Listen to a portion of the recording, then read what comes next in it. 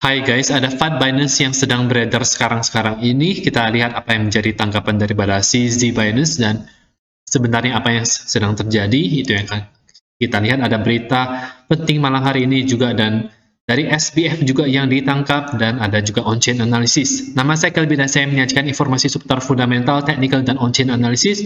Tonton video ini sampai akhir agar informasi yang lengkap dan bermanfaat. Klik like dan subscribe untuk mendukung channel saya. Kita akan lihat dulu untuk dari berita dari FUD Binance, yaitu di mana tweet dari dia adalah somehow some media are still working for. Beberapa media ini masih berupaya untuk, ya tentu saja ini merefer kepada untuk menyebarkan berita-berita FUD mengenai Binance dengan tujuan untuk menghancurkan exchange ini, membuat orang-orang melakukan bank run, menarik uangnya daripada Binance. Dan sekarang ini banyak orang yang lagi menarik uangnya daripada Binance, ya. Ini merupakan pekerjaan daripada media-media, ya, yang kemungkinan besar itu merupakan balas dendam daripada FTX, ya. Jadi kata ini, Binance FUD ini merupakan balas dendam daripada ketika Binance itu men-take down FTX, ya, sebuah operasi pencucian uang daripada Amerika Serikat, ya. ZZ Binance itu sekarang punya musuh yang sangat berbahaya sekali, dan sangat terganggu sekali dengan kehadiran dia daripada SBF FTX ini. Teksanya sudah selesai dan seseorang itu harus membayar akan hal ini. Apakah Binance terlalu gede untuk gagal? Mungkin untuk saat ini, ya, mungkin untuk saat ini terlalu gede untuk gagal. Jadi saya dengar juga kemarin kalau Cardano-nya itu Charles Hoskinson itu juga dimanipulasi oleh medianya itu namanya media blog, ya. Dan di mana ini ada kaitannya dengan SBF FTX juga menurut saya, ya. Jadi ada sekelompok orang, organisasi yang berusaha untuk menghancurkan ekosistem yang lain sudah terjadi di Cardano, dan sekarang Binance yang diserang, ya. Ada banyak sekali FUD seperti yang muncul, seperti yang tadi barusan, itu ada FUD USDC untuk jaringan, kalau tidak salah, Binance Smart Chain dan Ethereum ERC20 itu tidak bisa ditarik. Tapi pengumuman USDC tersebut yang akan ada maintenance, tidak bisa dilakukan, itu sudah ada sejak 1 minggu yang lalu, gitu, ya.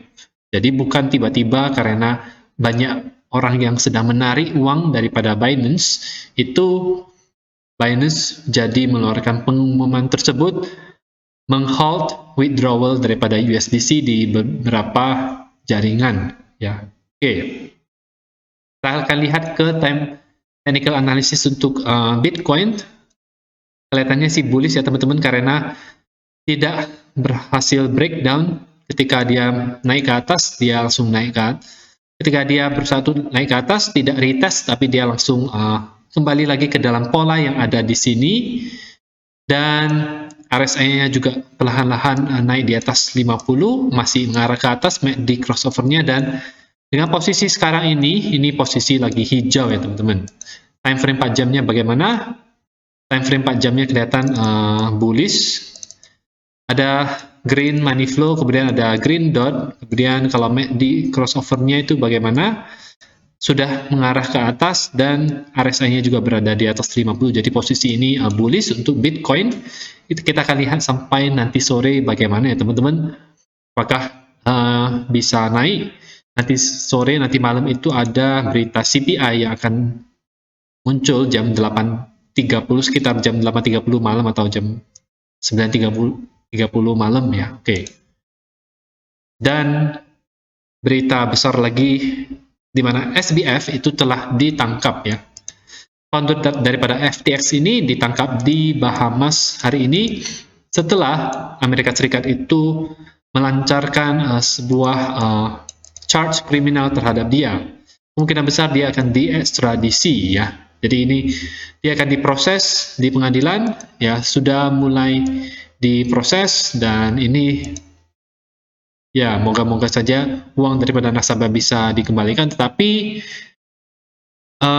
menurut saya hal-hal seperti ini itu bisa berlangsung selama bertahun-tahun, sangat lama sekali ya teman-teman, dan uangnya juga belum ada garansi 100% akan dikembalikan kepada para pemiliknya teman-teman. Oke. Beberapa on-chain analisis yang saya mau share adalah ini, long-term holders daripada Bitcoin, orang-orang yang menghold secara jangka panjang Bitcoin itu lagi banyak yang menjual koin-koinnya. Di sini kita lihat ada spike yang cukup tinggi, itu menunjukkan bahwa mereka sedang menjual Bitcoinnya. Ini bisa menjadi tanda bahwa bear market itu akan segera selesai. Terakhir kali itu kita dapat di